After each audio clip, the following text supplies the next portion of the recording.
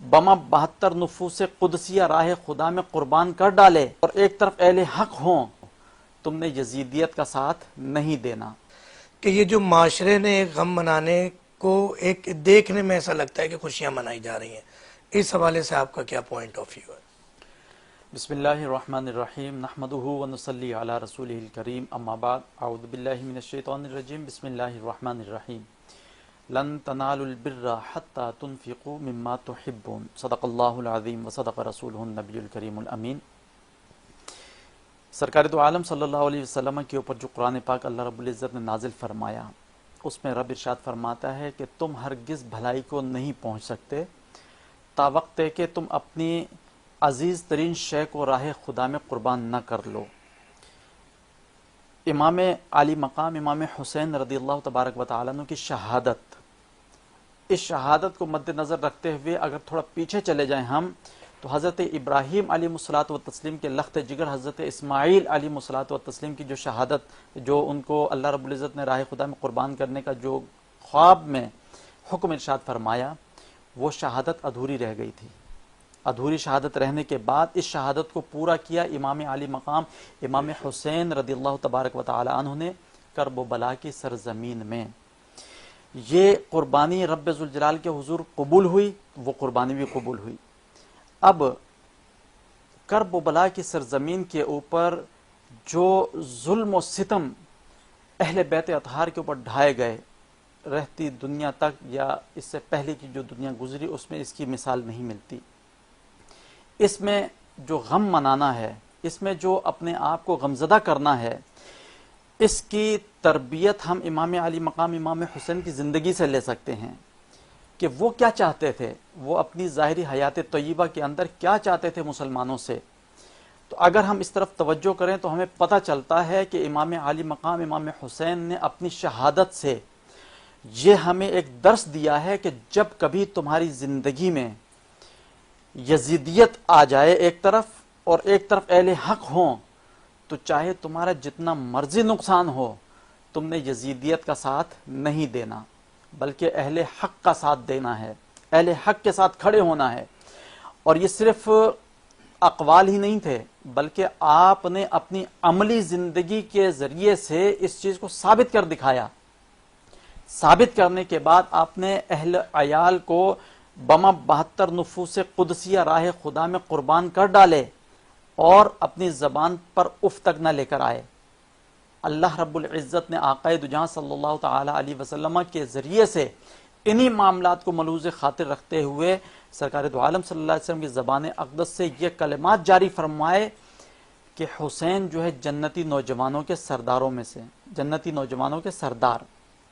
اب امام علی مقام امام حسین کے اوپر جو ظلم و ستم کے پہاڑ ڈھائے گئے، کوئی بھی مسلمان جو ہے وہ اس چیز کی قطعی طور پہ اجازت نہیں دیتا کہ اس موقع کے اوپر جو غم کے ایام ہیں اس میں معاذ اللہ کوئی خوشیاں منائے، معاذ اللہ کوئی ڈھول پیٹے، معاذ اللہ کوئی گویا کہ اندر سے خوش ہو، بظاہر جو ہے وہ مسکینوں والی صورت بنا لے لیکن خوشی کا اظہار کرے، وہ مسلمان نہیں ہو سکتا۔ میرا تو یہ ماننا ہے کہ جس کے دل کے اندر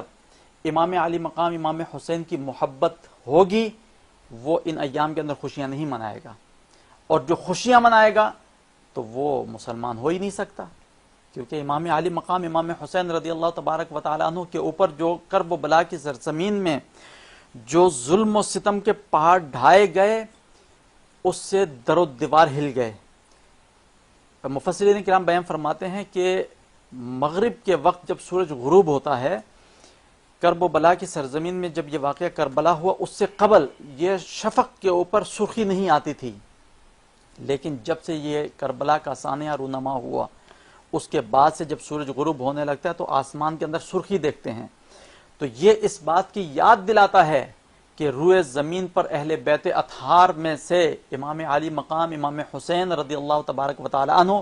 اور بما 72 نفوس قدسیہ کے اوپر جو ظلم و ستم کے پہاڑ ڈھائے گئے، ان کے اوپر آسمان بھی رو پڑا تھا، اور آسمان نے بھی گویا کہ خون کے آنسو جو ہے وہ ظاہر کیے، اور یہ تا قیام قیامت رہے گا۔ لہٰذا امام علی مقام امام حسین کی شہادت سے ہمیں یہ بات لینی چاہیے کہ جس وقت وہ کرب و بلا کی سرزمین کے اندر لڑ رہے تھے اور لڑنے کے بعد جب جام شہادت نوش فرمایا تو سر مبارکہ نیزے پر تھا، لیکن ان کی زبان مبارکہ سے قرآن مجید فرقان حمید کی تلاوت جاری تھی۔ جب تلواروں کی بوچھاڑ، نیزوں کی بوچھاڑ ان کے اوپر ہو رہی تھی، نماز کا وقت ہوا تو انہوں نے نماز ادا فرمائی۔ یہ کربلا کے میدان سے ہمیں سبق براہ راست ملتا ہے کہ دنیا کے اندر رہتے ہوئے جتنی مرضی مصیبتیں اور مشقتیں ہمارے اوپر آن پڑیں، نہ ہم نے نماز چھوڑنی ہے، نہ ہم نے قرآن مجید فرقان حمید کی تلاوت چھوڑنی ہے۔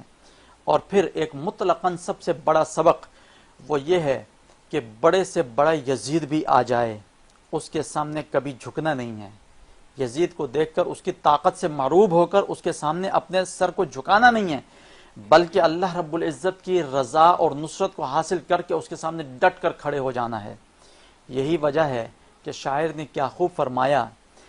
کہ قتل حسین اصل میں مرگ یزید ہے، قتل حسین اصل میں مرگ یزید ہے۔ فرمایا کہ اسلام زندہ ہوتا ہے ہر کربلا کے بعد۔ اگر اسلام کو زندہ کرنا ہے تو کربلا کا مارکا رونما کرنا پڑے گا اور اس کے اندر حق کے ساتھ ڈٹ کر کھڑا ہونا پڑے گا۔ جب ہم حق کے ساتھ ڈٹ کر کھڑے ہوں گے اور یزیدیت کو شکست دیں گے، جبھی اسلام کی آبیاری ہوگی، جبھی اسلام جو ہے وہ دوبارہ زندہ ہوگا۔